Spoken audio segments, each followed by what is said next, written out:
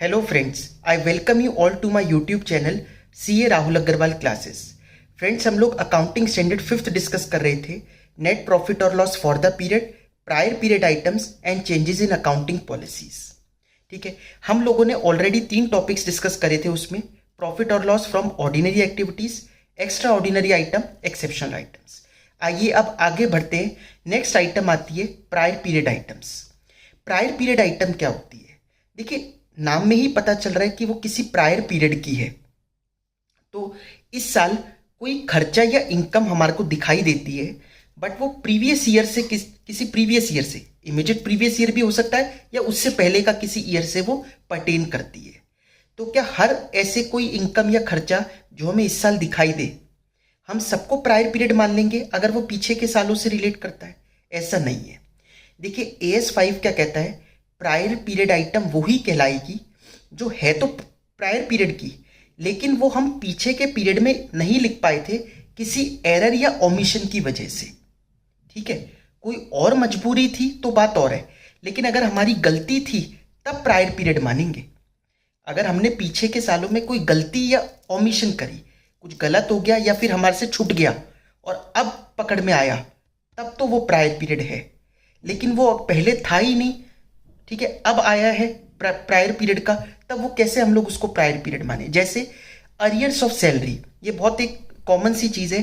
कई कंपनीज में चलता है कि हम सैलरी रिवाइज कर रहे हैं और पिछले 2 सालों से सैलरी को रिवाइज कर रहे हैं। ठीक है, आपको 2022 से 1 जनवरी से सैलरी इंक्रीमेंट होकर मिलेगी, ये डिसाइड किया 2024 में। तो अब जो नया एक्सपेंस आएगा सैलरी का, 2022 वाला, 23 वाला, तो उसको क्या प्रायर पीरियड मानेंगे? नहीं, ना तो ये कोई एरर था 22 और 23 में, ना कोई ओमिशन था, ये सिचुएशन थी ही नहीं ना, तो ये प्रायर पीरियड नहीं है। लेकिन अगर पीछे, जैसे बहुत कॉमन सी चीज़ें हो जाता है कि मार्च 2024 तक का कोई खर्चा है, मार्च का रेंट है, लेकिन उसका प्रोविजन नहीं बनाया, ठीक है, और अप्रैल में उसका बिल आया, ठीक है, आपने मार्च में बुक करना चाहिए था क्योंकि रेंट का अमाउंट तो पता ही है, तो प्रोविजन बुक कर देते। ऐसे ही किया जाता है कंपनीज में, लेकिन नहीं किया, बाद में अप्रैल में बिल आ रहा है, तो ये एरर या ओमिशन का केस है, इसको हम प्रायर पीरियड आइटम मानेंगे। समझ में आई बात?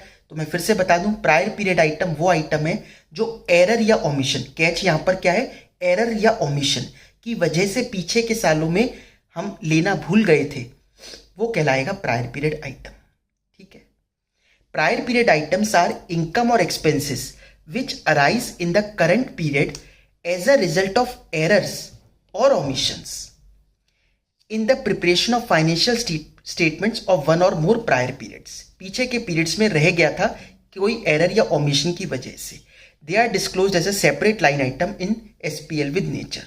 क्या nature है, कौन सी प्रायर पीरियड आइटम है वो एक सेपरेटली डिस्क्लोज की जाती है। वो तो मैंने बताया है आपको, AS5 का तो ऑब्जेक्टिव ही है कि ये जो हम आइटम्स पढ़ रहे हैं आएगी P&L में ही, आप लिखे रखो, बस अलग से दिखा दो, जिससे कि पता चले कि इस साल के प्रॉफिट और लॉस पर उस वाली आइटम का कितने रुपए का इंपैक्ट पड़ रहा है। बस सिंपल सी ये बात है। एग्जाम्पल देखते हैं। The company finds that the inventory sheets of 31 March 2021 did not include 2 pages containing details of inventory worth ₹14.5 lakh. 2 pages छूट गए, जो इन्वेंट्री की शीट थी उसमें आखिरी के 2 पेज छूट गए, तो इन्वेंट्री कम रिकॉर्ड हुई, सीधा सीधा एरर का केस है। State how will you deal with the following matters in the accounts of omega limited for the year ended 31 मार्च 2022। तो 31 मार्च 2022 की जब हम लोग बुक्स बना रहे होंगे, फाइनेंशियल स्टेटमेंट्स, अब हमारे को ये डिस्क्लोज हुआ कि पिछले साल में 2 इन्वेंट्री की शीट छूट गई, जिससे कि इन्वेंट्री कम लिख पाए हम, क्लोजिंग स्टॉक कितने का, 14.5 लाख का। तो ये एक प्रायर पीरियड आइटम है, इसको हमारे को सेपरेटली डिस्क्लोज करना होगा। आइए आंसर देखते हैं। AS5 और नेट प्रॉफिट और loss for the period, prior period items and change in accounting policies defines prior period items as income और expense which arise in the current period as a result of error or omission in the preparation of financial statements of one or more prior periods। ठीक है, rectification of error in inventory valuation is a prior period item। Separate disclosure of this item as prior period item is required as per AS5। ठीक है, इसको हमारे को एक separate इसका disclosure देना पड़ेगा। आइए अब नेक्स्ट पढ़ते हैं, चेंज इन अकाउंटिंग एस्टिमेट्स। देखिए, अकाउंटिंग करते वक्त हमारे को कुछ चीज़ों का एस्टिमेशन करना पड़ता है। हर चीज़ हमारे को एक्चुअल फिगर नहीं होती। जो बहुत कॉमन से एस्टिमेट होते हैं वो हैं, एक एस्टिमेट तो होते हैं प्रोविजंस के, एक हम प्रोविज़न बनाते हैं, प्रोविज़न फॉर डाउटफुल डेट, ठीक है। तो एक परसेंटेज लगाया जाता है मैनेजमेंट के एक्सपीरियंस के बेसिस पर, उनकी जजमेंट या बाकी और किसी एक्सपर्ट वगैरह से राय लेकर, तो एक एस्टीमेट बनाया जाता है कि इतना हमारा डाउटफुल डेट्स का प्रोविज़न बनना चाहिए। ये एक एस्टीमेट है। एक और एस्टीमेट होता है असेट्स की यूजफुल लाइफ का। ये भी बहुत इंपॉर्टेंट एस्टीमेट होता है। मैंने भाई असेट खुद तो बताएगी नहीं कि मैं इस तारीख को बंद होंगी तो आप अकॉर्डिंगली डेप्रिसिएशन लगा लो, वो तो बाद में ही पता चलेगा कि मशीन कितना चल पाई।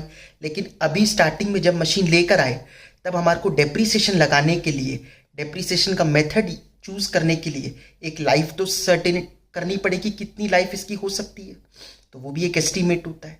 तो ये सब एस्टीमेट्स हमारे को करने पड़ते हैं।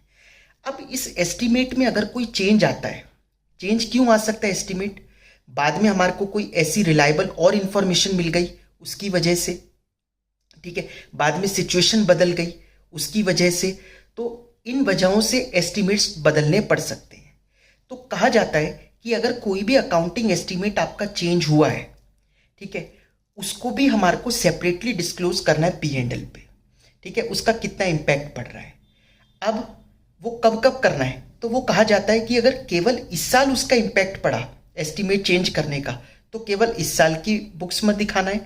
अगर आगे भी लगता है चेंज होगा, इसका इम्पैक्ट पड़ेगा चेंज का, तो फिर वो उस आगे की बुक्स में भी इसको दिखाना पड़ेगा। क्या एग्जाम्पल हुआ, जैसे हमने प्रोविजन फॉर डाउटफुल डेट, एक डेटर के अगेंस्ट, एक हमारा पर्टिकुलर डेटर था, उसको उससे 50 लाख रुपए मिलने वाले थे, लेकिन हमें उसके बारे में कुछ इन्फॉर्मेशन मिली कि वो पूरी पैसे नहीं दे पाएगा, हमें ऐसा लगता है उसकी पोजीशन टाइट चल रही है, तो हमने 5% का प्रोविजन बनाया। लेकिन एक्चुअल में जो उसके बेड डेट हुए वो उससे ज़्यादा हुए, एक्चुअल बेड डेट ज़्यादा हुए, तो ये सीधा सीधा अकाउंटिंग एस्टीमेट हमारा गलत हो गया, ठीक है। अब इसका इम्पैक्ट तो केवल इस साल ही पड़ेगा, क्योंकि एक्चुअल बेड डेट अलग हुए, अकाउंटिंग एस्टीमेट उसका अलग था, ये हो गया। अब एक दूसरा एग्जाम्पल लेते हैं चेंज इन अकाउंटिंग एस्टीमेट का। एक अकाउंटिंग एस्टीमेट होता है यूजफुल लाइफ ऑफ असेट का। अगर हमें बाद में लगा कि नहीं, इसकी यूजफुल लाइफ हमने कुछ ज़्यादा ही ले ली थी, इसकी यूजफुल लाइफ उतनी नहीं है, मशीन को 2-4 साल चलाने के बाद पता चला कि हमें इसकी यूजफुल लाइफ को रिड्यूस करना पड़ेगा, तो रिड्यूस करना पड़ा। इससे डेप्रिसिएशन पर इम्पैक्ट इस साल नहीं, आगे भी फर्क पड़ेगा, डेप्रिसिएशन पूरा चेंज होगा आगे के ईयर्स में भी। तो ये ऐसा एस्टीमेट में चेंज है जो आगे के ईयर्स को भी इम्पैक्ट करेगा। तो हर ईयर में हमारे को दिखाना पड़ेगा कि इतने का हमारा चेंज इन अकाउंटिंग एस्टीमेट की वजह से फर्क पड़ा है। कहाँ दिखाना पड़ेगा, जहाँ आप एक्चुअल चीज़ दिखा रहे हो, जहाँ पर जैसे डेप्रिसिएशन दिखाया वहीं पर ही, जैसे प्रोविजन फॉर डाउटफुल डेट में कोई चेंज आया तो वहीं पर ही दिखाना पड़ेगा कि इतना चेंज इन अकाउंटिंग एस्टीमेट की वजह से इम्पैक्ट है, ठीक है। तो वही चीज़ दे रखी है, आइए एक बार डिस्कस करते हैं और अच्छे से समझ में आएगा। Accounting estimate may be revised if changes occur in circumstances based on which the estimate was made, or as a result of new information, more experience or subsequent developments. बाद में कुछ ऐसी situation develop हुई। For example, change in the estimate useful life of asset. Asset की useful life में change आना। The effect of change in an accounting estimate is included in determination of net profit or loss in period of change if the change affects that period only, केवल उस साल में, otherwise change of period of change and future periods if change affects both. मैंने आपको दोनों example लेकर बता दिए। This effect is included in same component of net profit और loss in which the original estimate was recorded. जिस nature से pertain करता वहीं पर जाकर दिखाना है। Change in accounting estimate having material effect in current और subsequent periods, nature and amount to be disclosed. एक डिस्क्लोजर भी देना है, इफेक्ट तो आप दिखाई दोगे P&L में, एक डिस्क्लोजर भी दे दो अगर बहुत मटीरियल इफेक्ट लगता है इसका। तो इफ अनेबल टू क्वांटिफाई, और एस्टीमेट की वजह से बट कोई इम्पैक्ट नहीं बता पा रहे हम कि मटीरियल वो फाइनेंशियल इफेक्ट कितना पड़ रहा है, तो फैक्ट वो डिस्क्लोज करना है हमारे को, ठीक है। एक एग्जाम्पल देखिए आप, example number 5। In the current year A limited change the depreciation method from SLM to WDV। अब SLM से WDV का जब मेथड चेंज होता है, इसका सीधा सीधा मतलब है कि यूजफुल लाइफ चेंज हुई है, क्योंकि स्ट्रेट लाइन लगाएंगे तो कुछ पर्टिकुलर ईयर में यूज़फुल लाइफ वो पूरा एग्जॉस्ट कर देगा, और WDV लगाएंगे तो नंबर ऑफ ईयर्स जितना डेप्रिसिएशन चलेगा वो अलग होगा। तो इसका मतलब यूज़फुल लाइफ चेंज हुई एसेट की। तो when A limited recomputed depreciation retrospectively as per the new method, deficiency arose in depreciation in respect of past years. Therefore, it reduced the carrying amount of the asset by the amount of deficiency, and such change in carrying amount has been debited to the statement of profit and loss and as an extraordinary item. अब extraordinary item क्या होती थी? Extraordinary मतलब जो distinct हो from ordinary activities. क्या ये बिल्कुल ऑर्डिनरी एक्टिविटीज से डिस्टिंक्ट है, जो डायरेक्टली इनडायरेक्टली कहीं रिलेटेड नहीं है? ये तो हम असेट यूज कर रहे हैं अपनी बिजनेस में, ये कैसे एक्स्ट्रा ऑर्डिनरी हो सकती है? ये कोई एक्स्ट्रा ऑर्डिनरी नहीं है। हाँ, ये चेंज इन अकाउंटिंग एस्टिमेट जरूर है, ठीक है? तो ये गलत है, एक्स्ट्रा ऑर्डिनरी एक्सपेंस करके नहीं दिखाएंगे, इसको चेंज इन अकाउंटिंग एस्टिमेट करके दिखाएंगे। So whether the change in carrying amount of asset due to change in depreciation method should be treated as extraordinary item, तो आंसर इज नो। समझ में आ गई बात आप लोगों को? नेक्स्ट इसमें आता है चेंज इन अकाउंटिंग पॉलिसीज। अब देखिए अकाउंटिंग पॉलिसी क्या होता है, उसमें चेंज होता है तो कैसे ट्रीटमेंट करते हैं, ये सब हम AS1 में बहुत डिटेल में पढ़ चुके हैं। आप वो वाली वीडियो जाकर देख लेना, इस क्लास का हम टाइम वेस्ट नहीं करते उसमें, ठीक है? एक दो चीज़ें मुझे बतानी है अकाउंटिंग पॉलिसी से रिलेटेड, वो डिस्कस कर लेते हैं। देखिए यहाँ पर लिखा हुआ है following are not change in accounting policy. इनको अकाउंटिंग पॉलिसी में चेंज नहीं माना जाएगा। क्या क्या? Adoption of an accounting policy for transactions that differ in substance from previously occurring transactions। देखिए जब हमने तरीका ही चेंज कर दिया किसी को पेमेंट करने का, ठीक है, हमने अपने सिस्टम्स बदले, अकाउंटिंग का मेथड नहीं बदला, हमने सिस्टम बदला, इस वजह से अकाउंटिंग ऑब्वियसली डिफर करेगी, तो वो चेंज इन अकाउंटिंग पॉलिसी नहीं कहलाएगा। जैसे यहां पर एक एग्जांपल लिखा है कि हम इंट्रोडक्शन करते फॉर्मल रिटायरमेंट ग्रेचुटी स्कीम का। पहले कोई फॉर्मल रिटायरमेंट ग्रेचुटी स्कीम नहीं थी, उससे पहले एक एडहॉक एक्सक्रेशिया पेमेंट थी, मतलब एक कोई लीगल ऑब्लिगेशन नहीं थी कंपनी की, वो बस एक रिटायरमेंट का उन्होंने बना रखा था कि वो पेमेंट करते थे, लेकिन कोई लीगल ऑब्लिगेशन नहीं थी। अब एक पूरा सिस्टम बना लिया उन्होंने कि ऐसे ऐसे उसको कैलकुलेट करेंगे, इतने ईयर की सर्विस देखेंगे, ऐसे करके उनको पेमेंट करेंगे हम लोग। तो उन्होंने सिस्टम ही बदल लिया, रिटायरमेंट में कितनी पेमेंट करेंगे, तो ऑब्वियसली अकाउंटिंग का ट्रीटमेंट डिफर करेगा। ये कोई चेंज इन अकाउंटिंग पॉलिसी नहीं है, उनका तरीका बदला है चीज़ों को करने का, इस वजह से अकाउंटिंग भी चेंज करनी पड़ी, ठीक है? दूसरा कहता है adoption of new accounting policy for transactions which did not occur previously और वर इमटेरियल।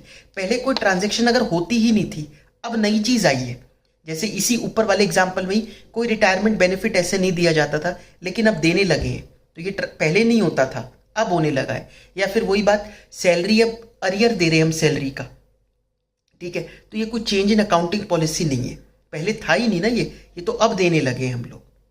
तो कोई नई चीज इंट्रोड्यूस हो रही है तो वो भी कोई चेंज इन अकाउंटिंग पॉलिसी नहीं कहलाएगा, ठीक है? दूसरी चीज एक और क्या इंपॉर्टेंट है, अकाउंटिंग स्टैंडर्ड कहता है जब ये दुविधा हो कि वो चेंज इन अकाउंटिंग एस्टिमेट है या चेंज इन अकाउंटिंग पॉलिसी है, समझ में ना आ रहा हो मैनेजमेंट को, तो उसको चेंज इन अकाउंटिंग एस्टिमेट माना जाएगा, ठीक है? उसकी तरह ट्रीट होगा।